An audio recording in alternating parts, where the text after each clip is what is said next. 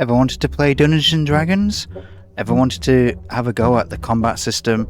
Ever feeling confused when you're playing Dungeons and Dragons? Well, this video is for you. I'm going to break down the steps of playing the game in the whole process, whether it be movement, the restrictions on that, the different characters that you could play, or types of characters, the things you can do. Bear in mind this is a vast kind of open role-playing game in which the flexibility of your DM is really the only barrier to whatever you can do. There are certain things though that we, particularly for most DMs, that we want you to stick to. Speaking as a Dungeon Master for D&D Live,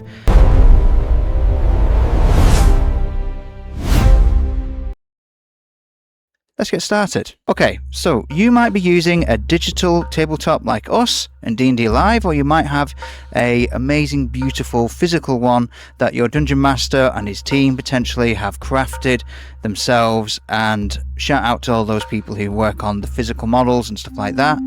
It is an art form. Working in the digital realm ourselves, we have used a lot of different media to create the visuals of our game board. Now, what we're planning on doing is we're going to go into the steps. So let's say, for example, and this is from our most recent battle, that we are playing as one of these characters over here. And specifically, I'm talking about the NPC right there. Let's say that it is your turn. And you're playing as, in this case, it is a fighter. One of the many classes in Dungeons and Dragons. Each class has their own different sets of feats, and as you level up you unlock more and you can customize them as you go. And the best way to experience this whole kind of Dungeons and Dragons kind of customization game is on the app. And here's there, all my characters are on there, including NPC characters. The D&D Beyond website / app are both fantastic resources. I recommend you use them. But some people use paper, and that's okay as well. But the app has a lot of things to help you in terms of information, and also it records everything in case you want to check something as well, and it does some of the modifications for you as well, which is great. So for us, the most important thing that you're going to need to look at is your action section right there. And if you have a look for this guy who I've got now, he has got a few things he can do on his turn. The actions part of your turn, the movement part of your turn, and the bonus action part of your turn, and also a free action. These are all things you can do on your turn during a turn-based, we call it combat, but it doesn't necessarily mean combat. It can be that the Dungeon Master has created a scenario for you in which you are running from oncoming danger, like say a cascading ball of fire is rolling down from the abyss above, or something like that. It could be anything at all, in which case you have to roll initiative. Rolling initiative comes from your initiative roll, which is usually at the top here on the actions page, and that is governed by your general abilities such as your dexterity modifier and other things as well. Great thing about the app / website is that it generates this for you, so it kind of does a little bit of the calculations for you. If you do it on paper, you don't have that luxury, you have to work it out yourself. So once you rolled initiative and you've given your Dungeon Master that, and you have your turn, you then have a few things you can do. So the first thing you can do, it doesn't have to be the first thing, it can be in any order you want. Movement, actions, bonus actions, free action. They're the things you can do. You have one action per turn, one bonus action per turn, and one free action per turn. And for every round of combat, you also have one reaction. And all of those things you can do are listed on your character sheet, if you've made one on paper, or on the app, the D&D Beyond app, which I'd highly recommend, or the website. So what's Sildar Hallwinter going to do? In this case, he's going to, after defeating some of the goblins, he's going to move right next to this orc character here. The other thing I need to talk about with movement for a moment is the fact that there are certain types of terrain which are classed as difficult terrain. In the case of this guy, for example, the foliage in front of him, between himself and the orc, might be classed as difficult terrain, in which case the DM will probably tell you, in that event, the terrain itself will slow your character down. So although it is only 5 feet of space, it effectively acts as 10 feet.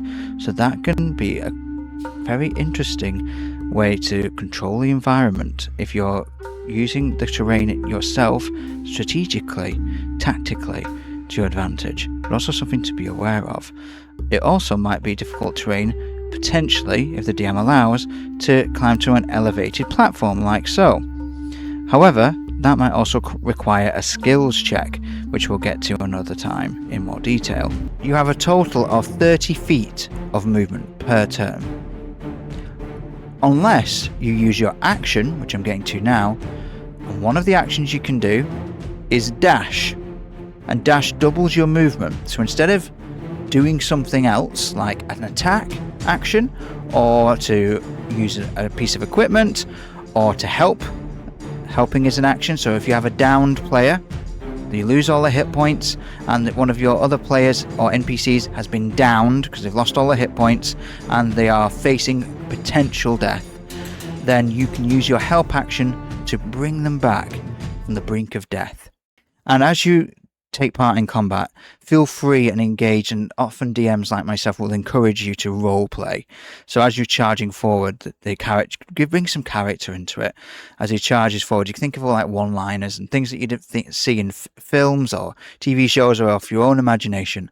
So for example, Silda Hamilton might be like something, right, this will be easy.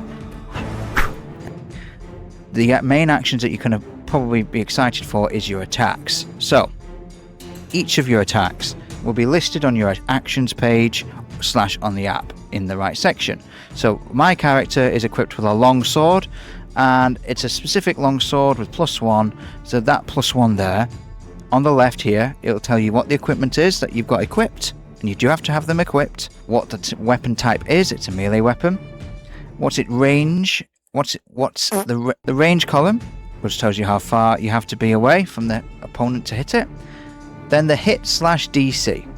The hit /DC is very important. When you roll it, you can click the button on the app or the website, and it also works. When you roll your dice, your D20 dice, and if you're doing it as a physical dice, which I think is a bit more fun, you add 9. Or you can just click the button like so, and the digital dice will roll on the screen / on the app, and it does the modifier for you. So 25. Fantastic roll for Sildar. That is a roll to hit. So that will determine, based on the enemy's AC, which the Dungeon Master will not tell you. AC is armor class. Every single character has one, including my character. My character is an armor class of 18. So 25 definitely hits. The Dungeon Master will say, definitely hits, roll damage. The next column is the damage section. Now, you have a versatile holding or a two-handed holding. The amount of damage you do depends on how you're using it. Where is it getting +5 from? Well, the strength modifier at the top, that gets added to your damage. So you go ahead and roll damage, or pick up your D10 dice, which in the case of a longsword, there's lots of different types of damage dice. Don't forget that. Never roll a D20 for damage, unless your DM specifies. A D20 is your action dice. A D10 like this, or D8, or D12, whatever you are going to equip, will all have their own specific damage dice. If you're not sure, then the app and website is fantastic for that, because it's all integrated. So I'm going to go ahead and roll that. Okay, 8 in total. Not bad, that's okay. So in that case, the Dungeon Master will probably, as you tell the damage, you can describe what you're aiming for. Sometimes the Dungeon Master will go ahead and do it. So for example, in my case, I would say, right, 8 damage. So what I've been doing more recently is I've been asking my players, so what are you trying to go for? And the player, I might say as a player, for example, well, I was trying to go for his head, to chop off his head, and the Dungeon Master will probably say something like, well, an 8 won't do that, but instead what it does is as you reach forward and slash forward with your long sword, it slashes across the face, not quite getting far enough and deep enough to decapitate, but instead creates a huge gash and slash right across the face. And the Dungeon Master will possibly reenact some of the sounds, maybe not, it really just depends on your group. And then the Dungeon Master will secretly deduct those hit points from that character. And you can feel free to ask at any point, how's he looking? How are they looking? And a Dungeon Master might say, oh, they're looking a bit rough. In which case that orc, a standard orc, usually has 15 hit points with 8. That's done a decent amount of damage. So 8 hit points is taking it down to just over half, which means he's taken a bit of damage. That slash across the face has really cut open his face quite deeply. Now, I've done my action. I can then review if I want to. And by the way, you can do this in between turns as well. I think, okay, well, maybe I should check my bonus action. On the app, you just scroll down. I think, okay, well, I'm going to go ahead and use Second Wind as a fighter. So I'm going to go click the box or tap the box from the app, which means you have as a bonus action, you can gain 1d10 hit points if you've lost them. So in my case, Sildar's lost some hit points. So I'm going to go ahead and do that. 11 hit points back. Fantastic. Okay. All right. So that D10 has given me 11, or 1d10 with a modifier has given me 11 hit points back. Fantastic. So that means that all the Second Wind use your sheer constitution just to kind of imagine like Kylo Ren in Star Wars when he's bashing his wound, trying to seal it up. That's something that a fighter would do. Real kind of high constitution characters. Not necessarily constitution. Really kind of like tough characters. Alright, so that's your bonus action. Reactions, when they are taken, they are not necessarily taken on your turn. They are taken on everyone else's turn. And when I say everyone else, I'm talking about all the NPCs all around the battlefield. So for example, if it was the orc's turn next, and the orc and the Dungeon Master will probably reenact or roleplay, depending on what sort of group you're in, will roleplay the characterization of the orc. For instance, the orc with a gashed face, blood dripping down, and be like, and will swing his great axe. In which case, the Dungeon Master will roll his dice, and in that case, it would determine if he would be hit or not, and so on. If there is, in one case, a moment where this orc moves away because he gets summoned by his master or something else, he moves out of range of combat. One of the reactions you can take as a player, and all the enemies can take as well, opportunity attack is one of the reactions you can take. And you can do that whilst you are in your time waiting for your next turn, and if an orc or anything else moves away from you, you use your reaction to take an opportunity attack. That means that you can go back to your action section, and you can go ahead and roll again. Make sure you ask your DM first. Can I take my reaction to do an opportunity attack? Or the DM might actually say, by the way, you have a chance of an opportunity attack now. It really depends on the DM. So the Dungeon Master will ask you to, alright, we'll roll again for attack. 24, so that's rolling well. The slash is going to be described by the DM probably when you roll your damage. Right, 9 damage. 9, okay.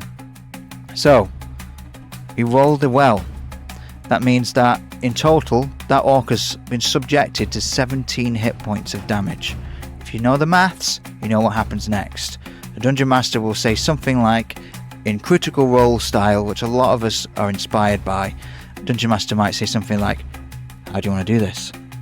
In which case, there's usually an uproar of applause, and that will lead to you being able to describe how you want to take down this vicious orc. You can describe it in all its bloody glory. That's part of the fun of Dungeons & Dragons. It's a role-playing game. Warhammer and other sorts of tabletop board games are very similar. They really want you to get in deep to the lore and the scenario that you're playing as your characters. Some Dungeon Masters like myself use music to add theatre to the whole thing. And that is something I encourage all of you to do, is explore. Ask questions.